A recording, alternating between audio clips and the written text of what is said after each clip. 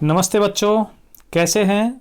आइए आज हम कक्षा 12 भूगोल अध्याय 6 जिसका टाइटल है मानव अधिवास, इसका पार्ट नंबर 3 आज हम पढ़ने वाले हैं। तो आप तैयार हो जाइए, अपना नोटबुक और पेन लेकर बैठ जाइए और साथ के साथ आप अपने नोट्स भी तैयार करते रहिए। आज हमारा टॉपिक रहेगा ग्रामीण अधिवास के प्रतिरूप। ग्रामीण अधिवास के प्रतिरूप।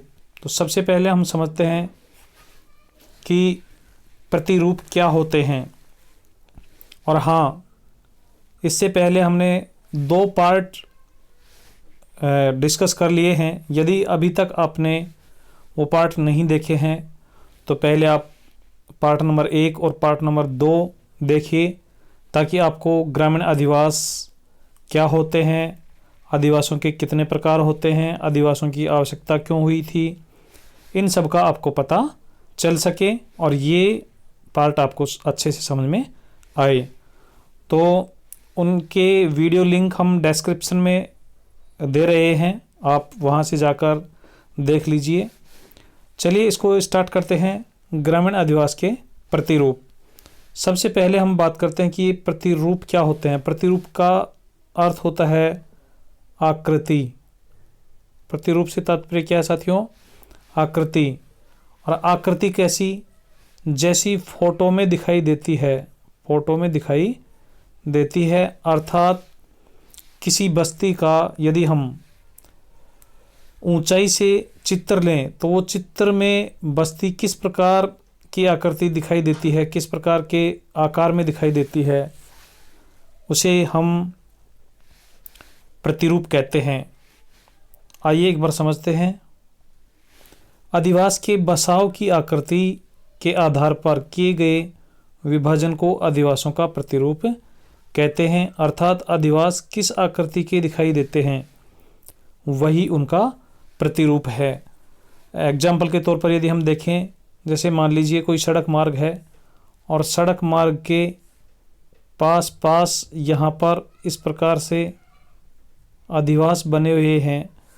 तो ये जो अधिवास हैं साथियों, हमें एक पंक्ति में दिखाई दे रहे हैं, एक रेखा में दिखाई दे रहे हैं। तो ऐसे अधिवासों को हम रेखीय प्रतिरूप कहेंगे।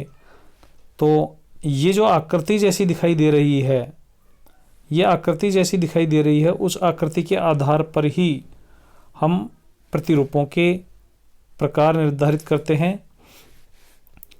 आदिवासियों के जो प्रतिरूप हैं वो सामान्यतः प्राकृतिक, सामाजिक यानी प्राकृतिक कारक, सामाजिक कारक, परिवहन मार्ग और धार्मिक स्थल आदि से प्रभावित होते हैं। अब प्रभावित कैसे होते हैं समझ लीजिए कि जैसे कोई गांव है और गांव के एक तरफ पहाड़ है, जैसे यहाँ पर कोई गांव बसा हुआ है और इस साइड में पहाड़ है, तो पहाड़ के पास में जो मकान होंगे वो इस टाइप से रेखीय होंगे। और यदि कोई धार्मिक स्थल है गांव में कोई धार्मिक स्थल है, यानी कोई मंदिर है या कोई अन्य स्थल है, तो अधिवास जो होंगे उसके चारों ओर, जैसे ये हमारा मंदिर है, अब अधिवासों का जो निर्माण होगा इसके चारों ओर कुछ इस प्रकार से होगा। तो ये हमारा वृत्ताकार प्रतिरूप बन जाता है।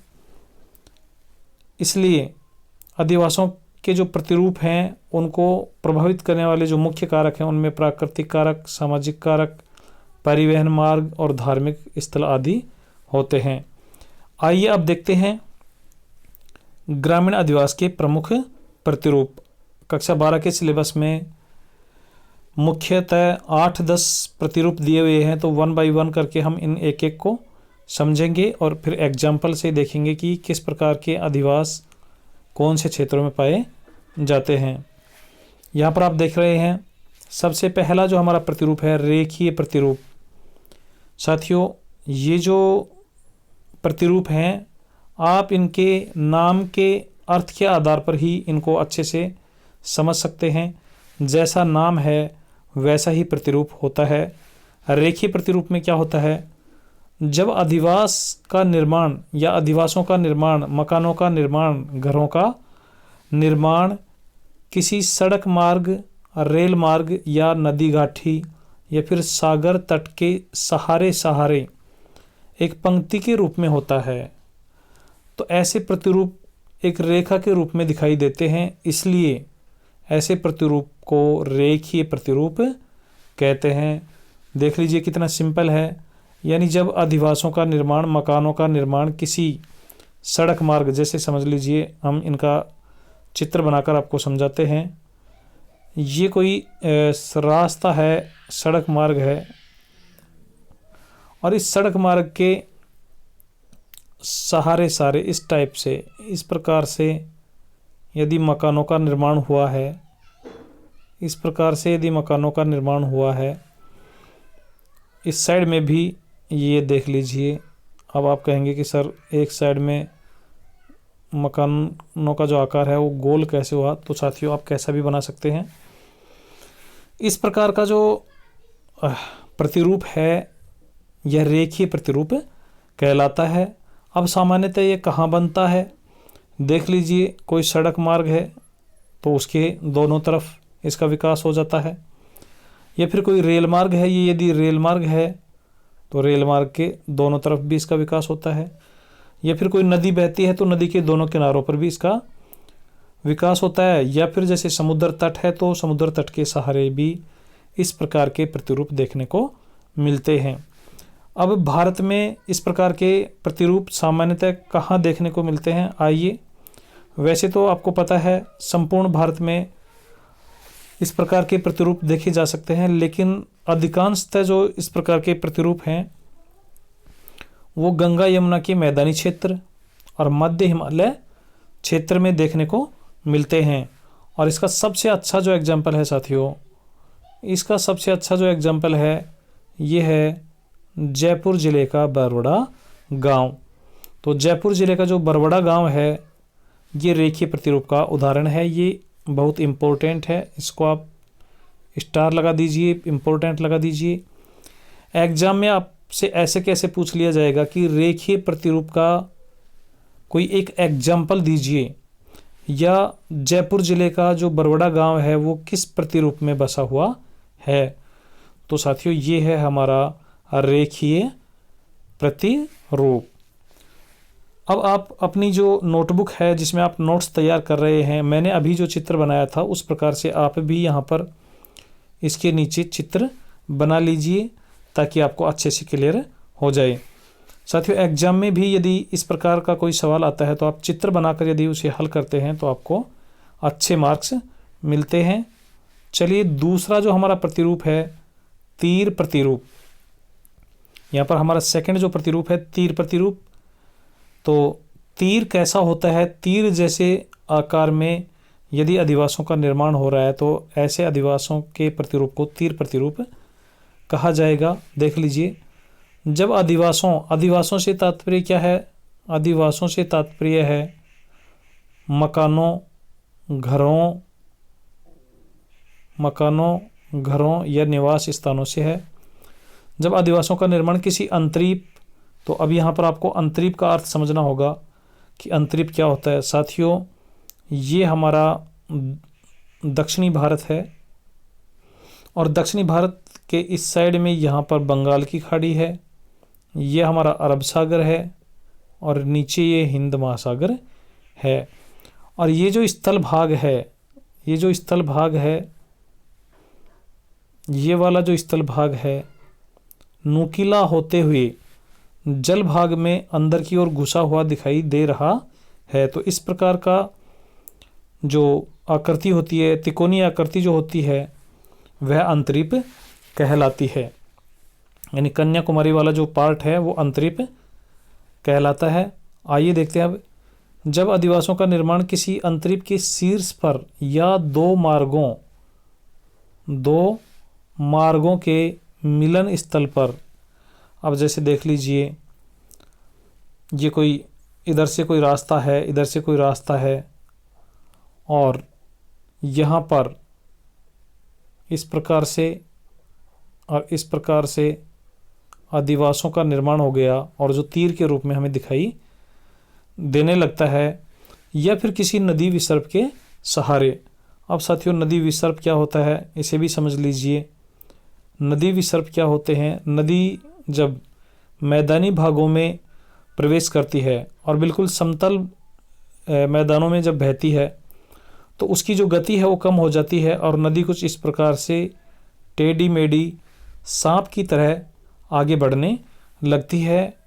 तो इसके ये जो टेढ़े मेढ़े पार्ट हैं, ये वाले जो हिस्से हैं, ये नदी विसर्प कहलाते हैं। तो यहाँ पर भी यदि अधिवासों का निर्माण हो जाता है, यहाँ पर इस प्रकार से जब अधिवासों का निर्माण हो जाता है तो इनका जो प्रतिरूप है वह भी तीर नुमा दिखाई देता है, इसलिए ऐसे प्रतिरूप को तीर प्रतिरूप कहते हैं। अब इसका एग्जाम्पल देखिए। इस प्रकार के प्रतिरूप जो है कन्याकुमारी, ये कन्याकुमारी कहाँ है साथियों? हमारा जो भारत है इसका बिल्कुल दक्षिणी जो बिंदु है वो कन्याकुमारी है। और चिल्का झील है उड़ीसा में। कन्याकुमारी कहाँ है साथियों? कन्याकुमारी है तमिलनाडु में। तो यहाँ पर इस प्रकार के प्रतिरूप हमें देखने को मिलते हैं। तो आप अच्छे से समझ रहे होंगे। सबसे पहले हमने रेखीय प्रतिरूप पढ़ा। रेखीय प्रतिरूप का जो बेस्ट एग्जाम्पल है जयपुर जिले का बरवाड़ा गांव। और तीर प्रतिरूप के जो एग्जाम्पल हैं उसमें आप 2 स्थानों के नाम याद रख लीजिए, कन्याकुमारी और चिल्का झील। चलिए, तीसरा जो हमारा प्रतिरूप है, तीसरा प्रतिरूप त्रिभुजाकार प्रतिरूप। अब जैसा नाम है त्रिभुजाकार, इसका मतलब त्रिभुज के आकार का। इस तरीके का यदि कोई प्रतिरूप हमें दिखाई दे रहा है तो वह त्रिभुजाकार प्रतिरूप कहलाएगा। अब इस प्रकार के प्रतिरूप कहाँ बनते हैं? जब अधिवासों का निर्माण 2 नदियों, नहरों या सड़क मार्गों के मिलन स्थल के एक ही ओर होता है। यहाँ पर विशेष बात यह रखनी है कि तीर प्रतिरूप में और त्रिभुजाकार प्रतिरूप में बस इतना सा अंतर है। त्रिभुजाकार प्रतिरूप में अधिवासों का जो निर्माण है मिलन स्थल के एक ही ओर होता है, तो ऐसे प्रतिरूप त्रिभुजाकार दिखाई देते हैं, इसलिए इन्हें त्रिभुजाकार प्रतिरूप कहते हैं। अब समझ लीजिए, जैसे 2 नदियां हैं, ये कोई मुख्य नदी है और एक इसमें इसकी सहायक नदी आकर ऐसे मिलती है। अब यदि अधिवासों का निर्माण यहाँ पर अधिवासों का जो निर्माण है, अधिवासों का निर्माण इस तरीके से यदि हो जाता है तो साथियों आप देख रहे हैं ये जो आकृति है, ये जो आकृति यहाँ पर बनी है ये त्रिभुज जैसी बनी है, इसलिए इस प्रकार के प्रतिरूप को हम त्रिभुजाकार प्रतिरूप कहते हैं। और इस प्रकार के जो प्रतिरूप हैं सामान्यतः पंजाब और हरियाणा में दिखाई देते हैं। अब पंजाब और हरियाणा में दिखाई क्यों देते हैं? क्योंकि यहाँ पर नहरें अधिक हैं और समतल भूभाग होने की वजह से सड़कों का भी अच्छा जाल है। तो अभी तक हमने 3 प्रतिरूप पढ़े हैं। पहला था हमारा रेखीय प्रतिरूप, जिसमें एक सड़क मार्ग के सहारे एक रेखा के रूप में हमें अधिवास दिखाई देते हैं। दूसरा हमारा तीर प्रतिरूप था और तीसरा हमारा है त्रिभुजाकार प्रतिरूप। उम्मीद करता हूँ आपको ये समझ में आ रहा होगा। साथियों, आप वीडियो को लाइक कर दीजिए और चैनल को यदि अभी तक आपने सब्सक्राइब नहीं किया है तो इसे सब्सक्राइब कर लीजिए। और यदि आप हमारे व्हाट्सएप ग्रुप से जुड़े हुए नहीं हैं और आप जुड़ना चाहते हैं तो वीडियो के डिस्क्रिप्शन में व्हाट्सएप ग्रुप का लिंक दिया हुआ है, तो आप व्हाट्सएप ग्रुप ज्वाइन कर लीजिए ताकि आपको नए वीडियोज़ भी मिलते रहें। और साथियों, हम इस प्रकार के वीडियो एक्सप्लेनेशन के बाद हम टेस्ट भी लेते हैं, ऑनलाइन टेस्ट भी लेते हैं।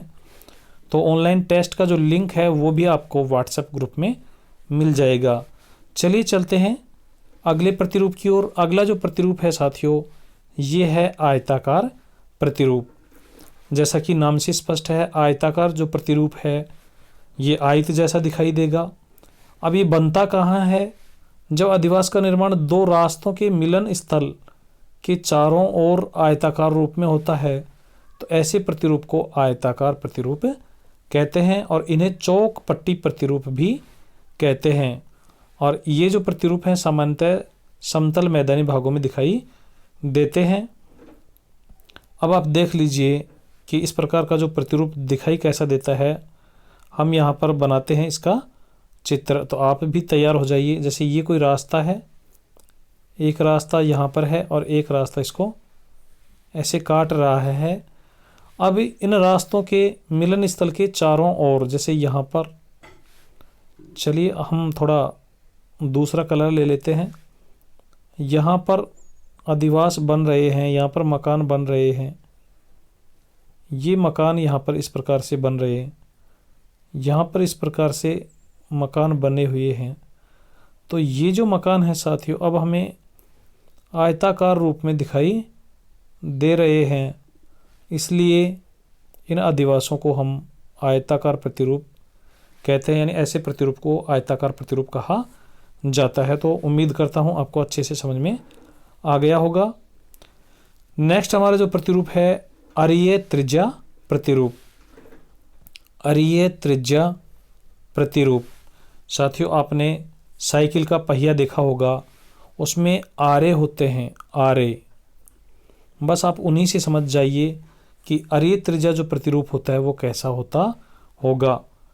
यानी जैसे ये साइकिल का पहिया है और ये इसके आरे हैं, तो इस प्रकार का ही हमारा जो प्रतिरूप होता है वो अरीय त्रिज्या प्रतिरूप होता है। अब ये बनता कैसे है आप देख लीजिए।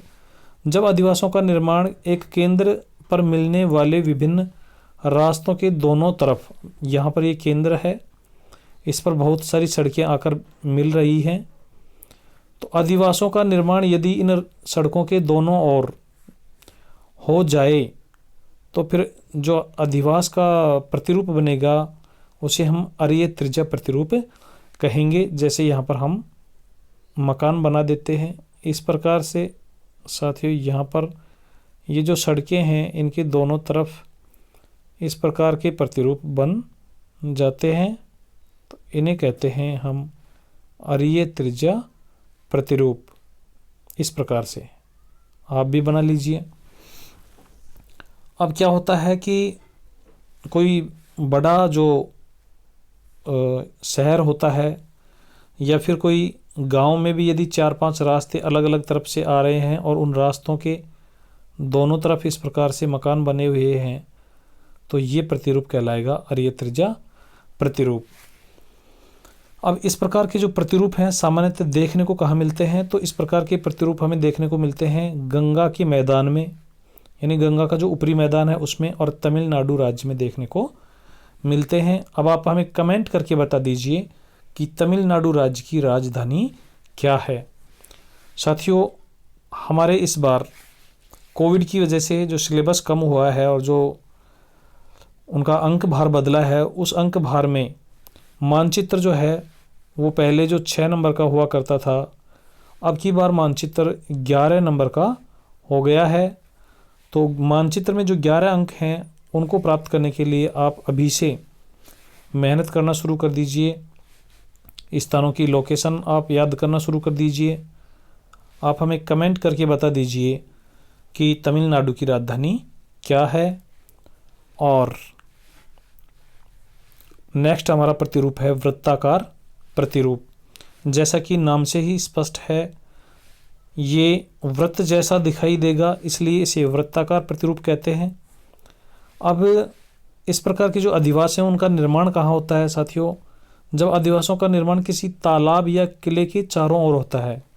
जैसे गाँव में कोई तालाब है, मान लीजिए ये कोई तालाब है और इसके चारों ओर अधिवासों का निर्माण यहाँ पर हो जाए, इस प्रकार से अधिवासों का निर्माण हो जाए, तो ये वृत्ताकार रूप में दिखाई देते हैं।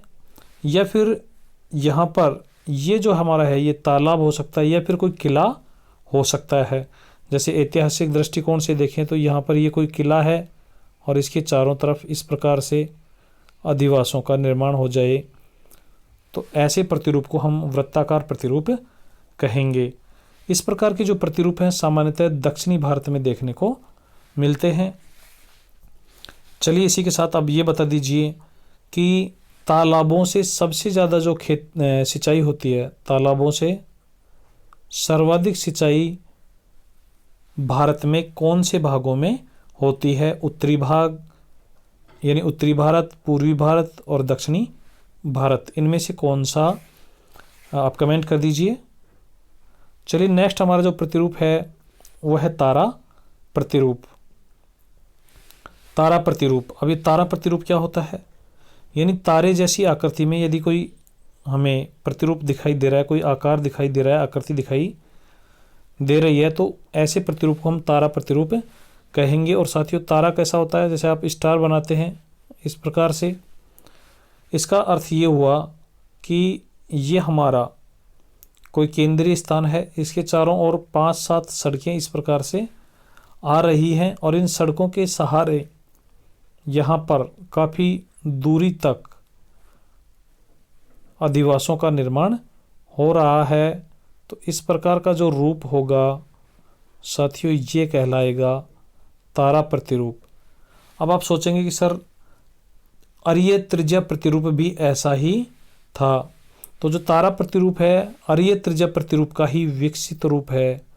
यानी अरीय त्रिज्या प्रतिरूप जब और विकसित हो जाता है, डेवलप हो जाता है, काफ़ी बाहर तक निकल जाता है, तो ऐसे प्रतिरूप को तारा प्रतिरूप कहते हैं। चलिए नेक्स्ट हम चलते हैं पंखा प्रतिरूप। साथियों पंखा कैसा होता है?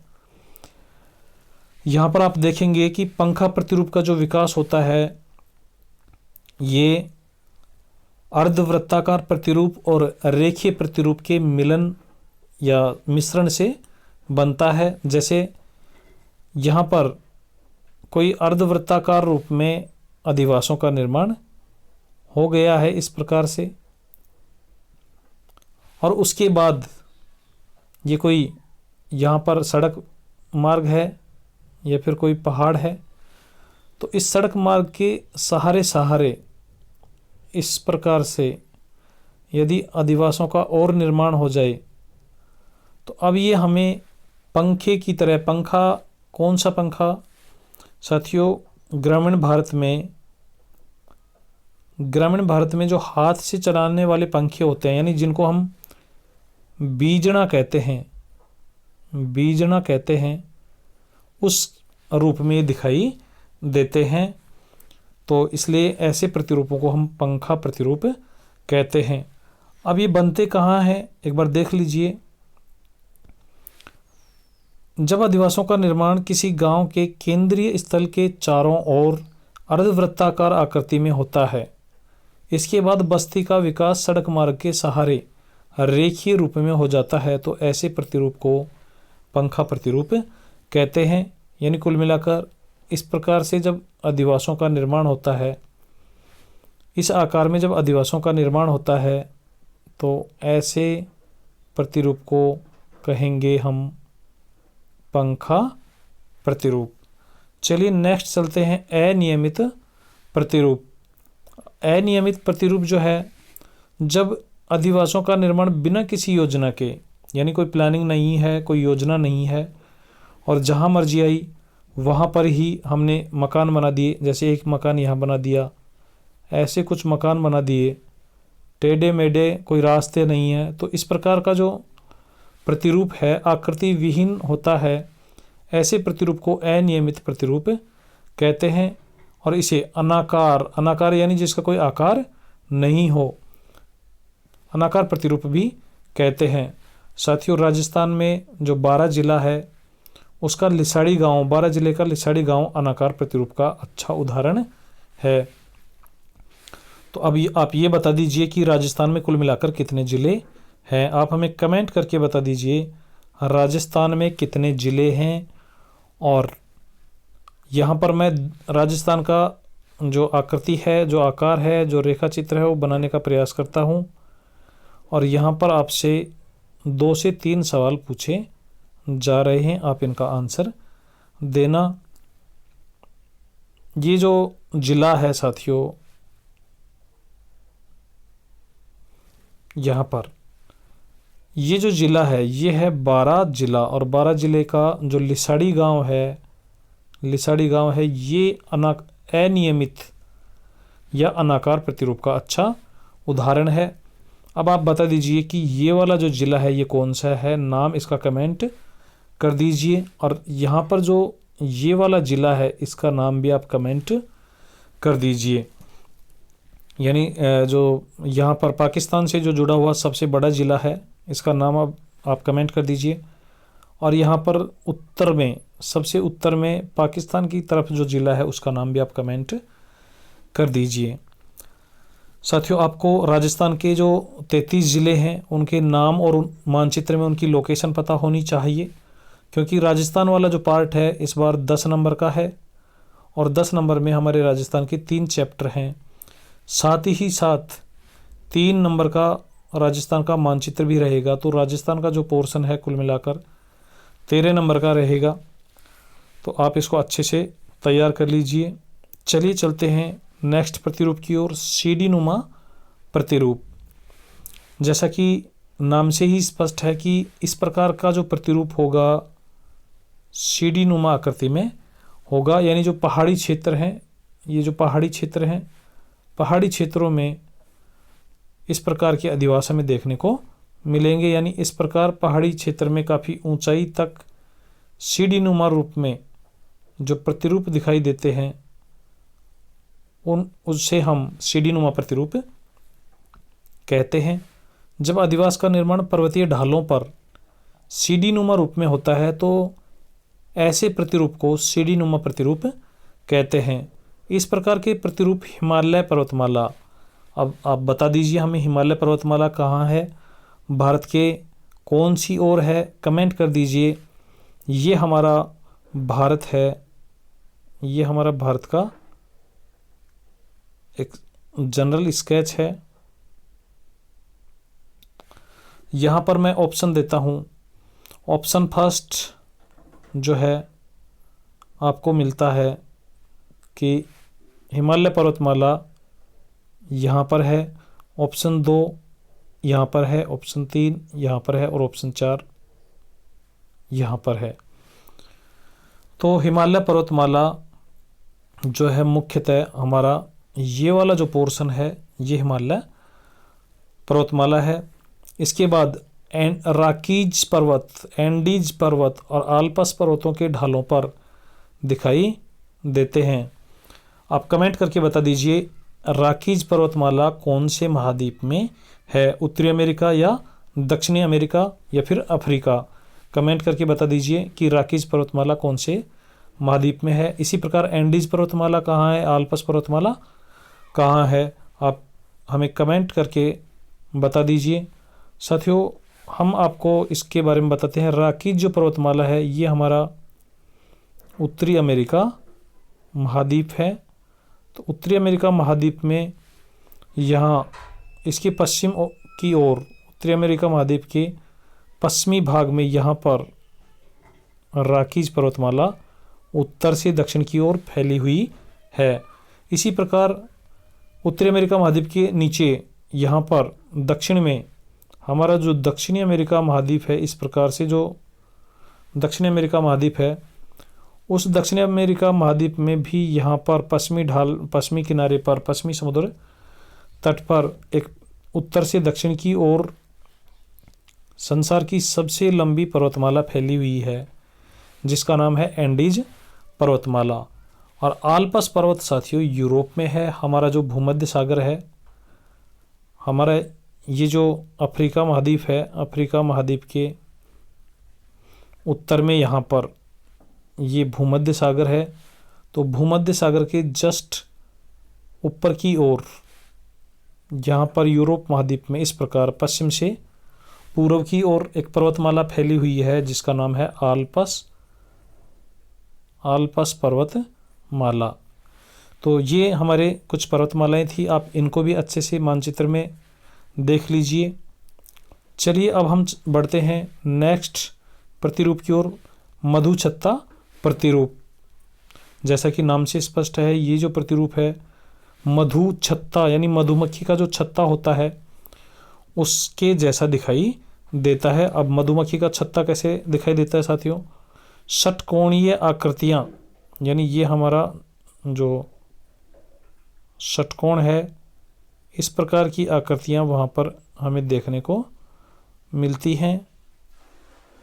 अब ये षटकोणीय आकृतियाँ डेवलप कैसे होती हैं, यानी जो जनजातियाँ होती हैं, जनजातियाँ अपने गुम्बदाकार, इस प्रकार के जो गुम्बदाकार झोंपड़ियाँ हैं उनका निर्माण ऐसे पास पास कर लेती हैं और उनसे फिर जो आकार हमें दिखाई देता है अधिवास का, वो मधुमक्खी के छत्ते के रूप में दिखाई देता है। इसलिए इस प्रकार का जो प्रतिरूप है मधुछत्ता प्रतिरूप कहलाता है। देखिए, जब जनजातियों द्वारा गुम्बदनुमा झोंपड़ियों का निर्माण पास पास किया जाता है तो वह मधुमक्खी के छत्ते के जैसे रूप में दिखाई देता है। तो ऐसे प्रतिरूप को मधुछत्ता प्रतिरूप कहते हैं।